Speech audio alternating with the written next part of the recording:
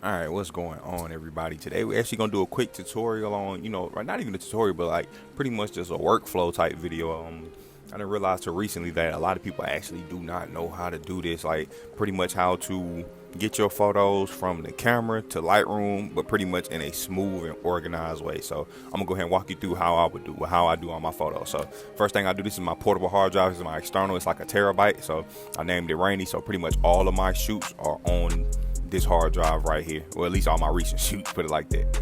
Okay, and then this is my actual memory card from the camera. So what you want to do is first you want to come over here, new folder, and you want to name it whatever the name of your shoot was. So I'm gonna just say test for IG.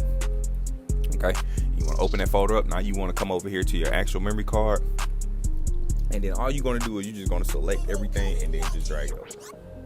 I know that's gonna take a while, so what I'm gonna do is I'm gonna actually drag just a few of them just to give y'all a quick example. Blah. All right. From there, all you're gonna do is just drag it over. Simple.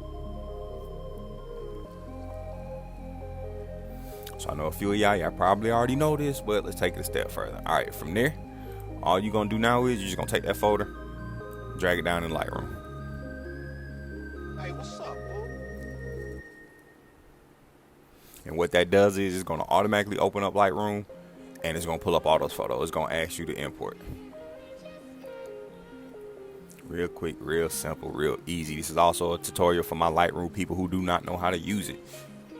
So everything pulls up right here. So there go to 15 photos I selected, and then normally you would just come over here and hit import, but because I already imported them photos, they're they popped up blank. So I'm gonna hit done, and I'm gonna actually go over there to that shoot.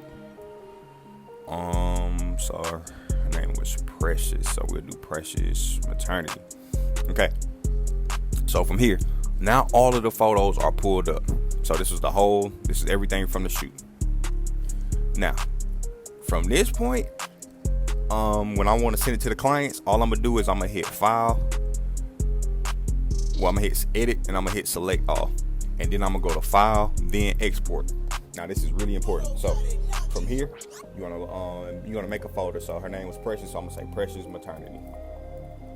And then this part right here is really important. You want to come down here to quality. What I do is I always take my quality down to about 21 when I'm sending off raw photos.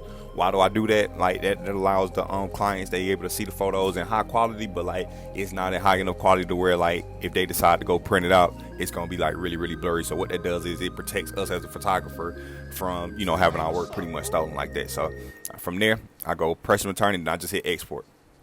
What that does is it's going to put all of those photos in one folder on my desktop, and from there I can just email it straight to the client.